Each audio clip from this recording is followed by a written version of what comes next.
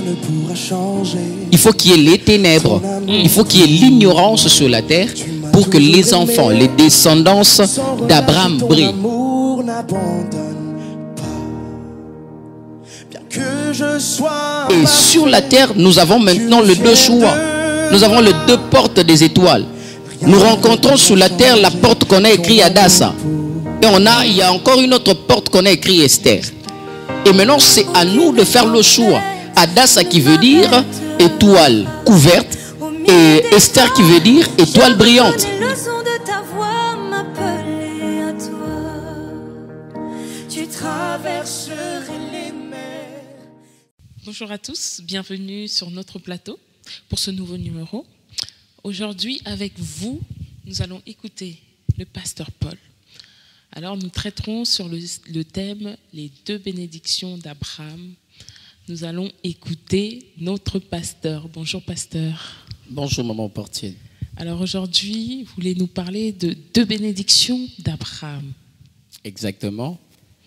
Dans un premier temps, qu'est-ce que vous voulez dire par deux bénédictions? Quelles sont ces deux bénédictions? Alors, nous bénissons le Seigneur pour ces moments et nous savons que le Seigneur prend toujours soin de siens. Voilà pourquoi, quand il a appelé Abraham, il a pris soin d'Abraham. Mais lorsque avant que je commence déjà à parler de la bénédiction, nous connaissons tous l'histoire d'Abraham. Le Seigneur lui dit, sors de ta patrie et vas-y dans les pays que je te montrerai. Abraham s'appelait Abram. Et Sarah était Saraï. Mais en cours de route, le Seigneur a enlevé le I de Sarah pour donner Y à Abram. Et Abram devient Abraham. Et Saraï devient Sarah. Le Seigneur a rajouté le 8e lettre d'alphabet dans la vie d'Abraham. Et c'est ainsi que nous avons le 8 merveilles du monde. Difficile, H, qu'on a rajouté dans Abraham. Difficile à comprendre ces 8 merveilles. Le 8 merveilles du monde laisse l'intelligence sans solution. Et Dieu a pris cette surnaturel dans la vie de la terre pour le mettre dans Abraham. Et lorsqu'il a changé son nom, les promesses ont commencé. Et Dieu offre en héritage à Abraham, les deux bénédictions. La bénédiction du ciel, il lui donne le ciel et il lui donne la terre. Alors, il lui donne le ciel et la terre. Quand on réfléchit, on voit dans le ciel les étoiles. Dans le ciel, dans le livre de Genèse, chapitre 15, verset 5, si nous avons la Bible, nous pouvons le lire. Genèse, chapitre 15, verset 5.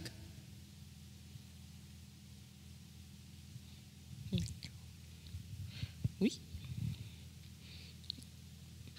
15, 5. Alors, la parole de Dieu nous dit ceci. Après l'avoir conduit dehors, il dit, regarde vers le ciel et compte les étoiles. Si tu peux les compter, il lui affirma, telle sera ta descendance. Abraham, déjà, quand il était Abraham, il était stérile. Quand il a pris le 8e merveille, il devient le père de la multitude. Mais ici, maintenant, le Seigneur compare la postérité d'Abraham aux étoiles. Et nous le savons que les étoiles brillent la nuit. Oui. Il faut qu'il y ait les ténèbres. Il faut qu'il y ait l'ignorance sur la terre pour que les enfants, les descendances d'Abraham brillent. C'est pendant que le monde entre dans les incertitudes, où on ne sait rien maîtriser, qu'à ce moment-là, qu'un enfant d'Abraham doit maintenant commencer à briller. En fait, c'est ce que voulait dire Dieu, que je te donne les leaders, je te donne des gens qui doivent gouverner. Je te laisse à la tête du monde jusqu'à ce que je revienne. Dieu a donné le pouvoir du ciel à Abraham. Et parce qu'Abraham a écouté cette parole, il a marché avec cette promesse, mais arrivé à un certain moment, Abraham mourut.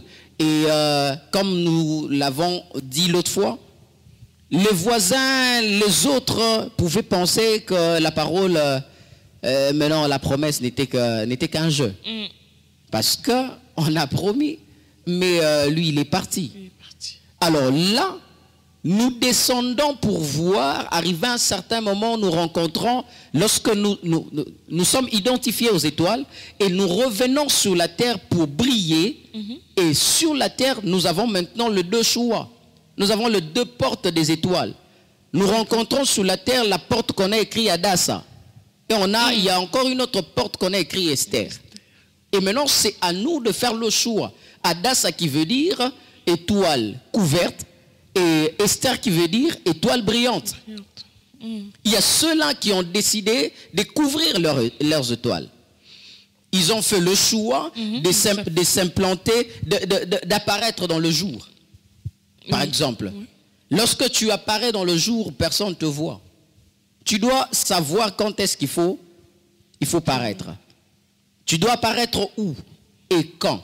Il y a d'autres qui ont choisi de devenir Esther. Eux, ils ont cherché Dieu pour appui. Oui. Ils ont compris que celui qui a fait la promesse accompagne sa promesse. Il accomplit sa promesse. Ils ont décidé de demeurer avec le prometteur. Ils ont décidé de demeurer avec Dieu. C'est ainsi qu'ils brillent. Étoile brillante. C'est-à-dire tout le monde doit te remarquer. Oui. Tout le monde doit voir ta beauté. Là où tu es, tu brilles. Tu dois briller. Tu te distingues de... La distinction fait partie de la bénédiction de Dieu à Abraham. Amen. Et nous sommes la distinction d'Abraham pour Dieu. Wow. Lorsque Dieu regarde Abraham, il les trouve différents de tout le monde sur la terre grâce à nous. Parce que nous existons aujourd'hui. Oui. Abraham prend sens maintenant d'être le père de la multitude, le père de leader. Et ces mêmes étoiles doivent filer jusqu'à ce qu'un jour le roi mage note, remarque qu'il y avait une étoile. Et cette étoile brillait tellement que ça devait être écrit quelque part. Ça devait sortir de quelque part. Ça tiquait l'attention de tout le monde au point qu'il fallait chercher pour comprendre il est où l'enfant qui est né. Lorsque nous venons quelque part, lorsque nous foulons nos pieds quelque part, notre étoile doit briller. Pasteur Paul, est-ce qu'on a conscience de ça là où on est? Lorsque nous arrivons quelque part, on doit se distinguer? On doit briller? Un chrétien doit être conscient de son identité. Nous plairons tellement beaucoup dans nos églises au point que le Seigneur ne sait rien faire. Le Seigneur croise les bras et il nous observe jusqu'à ce que nous atteignions la maturité.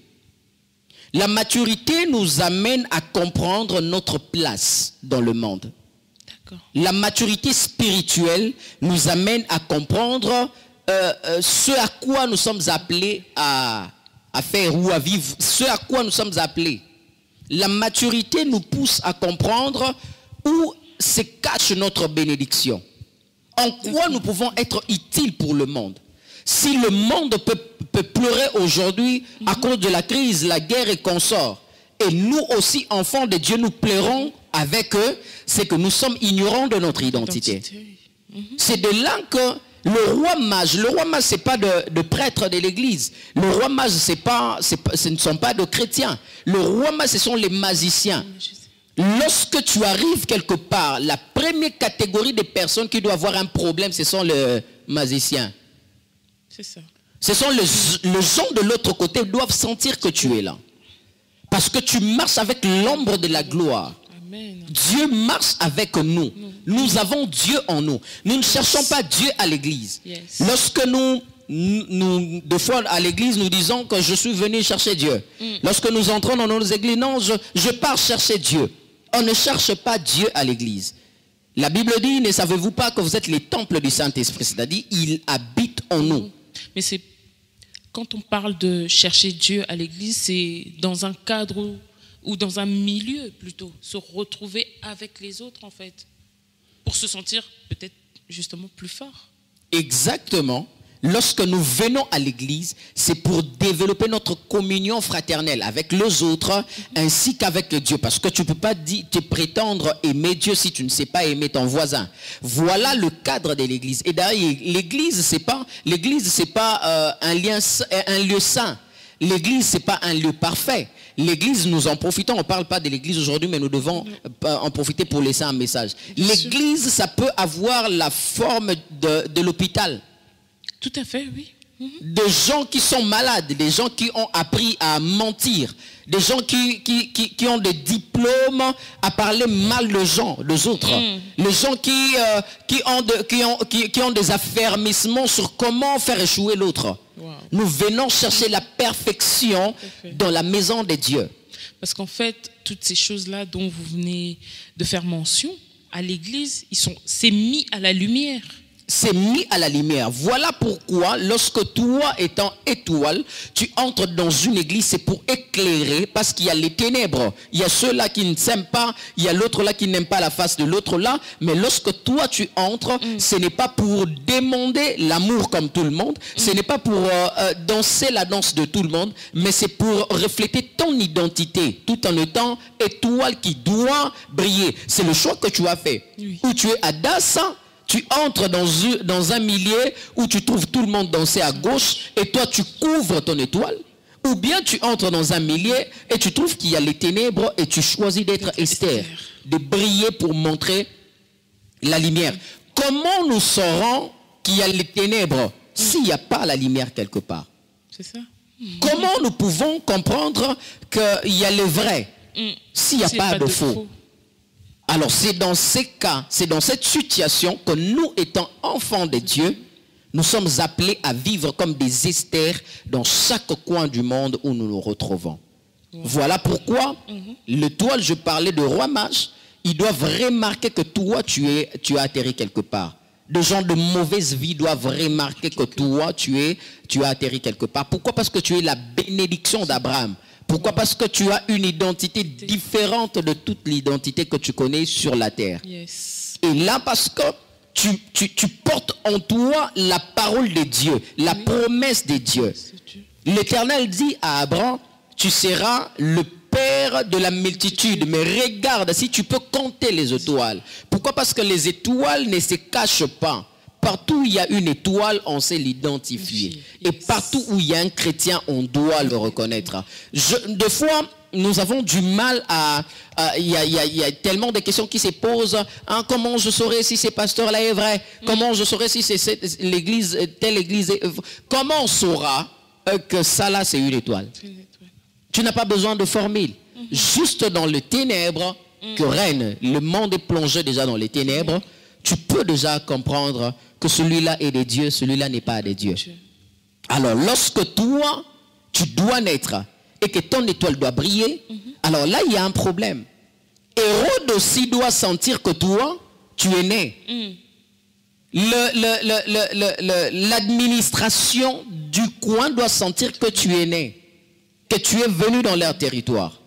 Et lorsque toi, tu dois briller, crois-moi, les enfants, les petites étoiles doivent mourir.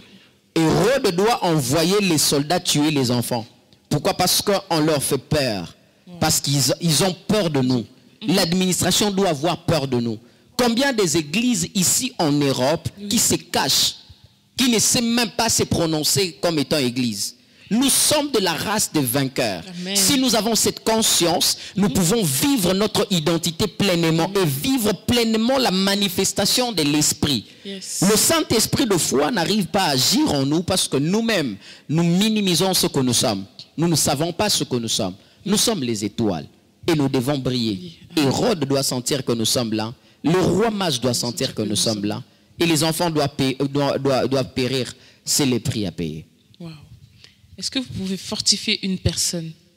Cette personne, comme vous disiez tout à l'heure, qui ne connaît pas encore son identité.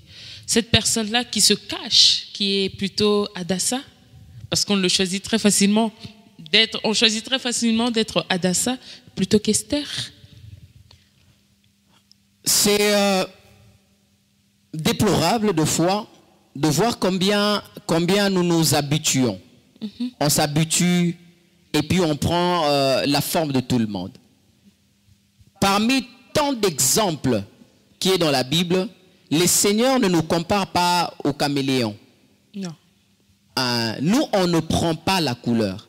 Nous, on donne la couleur. Yes. Et lorsque nous sommes quelque part, nous avons le choix.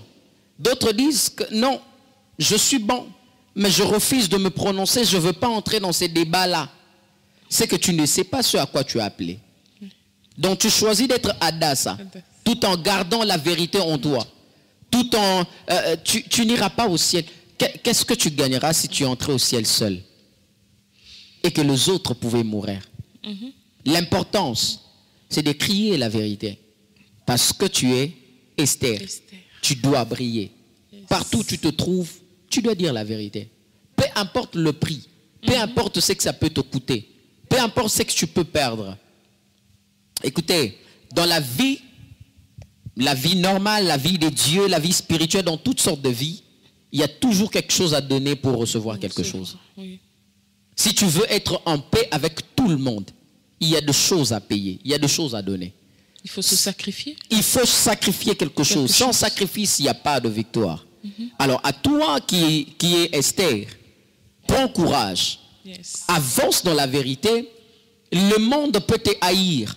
Et c'est ce que tu as plus peur. Or, parce que tu es une étoile, souviens-toi que l'étoile brillante du matin, qui est Jésus d'abord, a souffert de la même maladie. Alors, si tu es chrétien, c'est que automatiquement tu dois souffrir de la même maladie. C'est avantageux d'ailleurs pour toi de souffrir dans la vérité que d'être dans l'abondance, mais dans le mensonge. Car les mensonges finissent très rapidement. Prends courage, tu es étoile brillante du matin parce que tu es cohéritier avec Christ. Tu partages la même valeur avec Jésus, c'est-à-dire brille là où tu es. Yes. C'est ce que je pouvais te dire. Merci, Pasteur Paul. Merci. Très édifiant.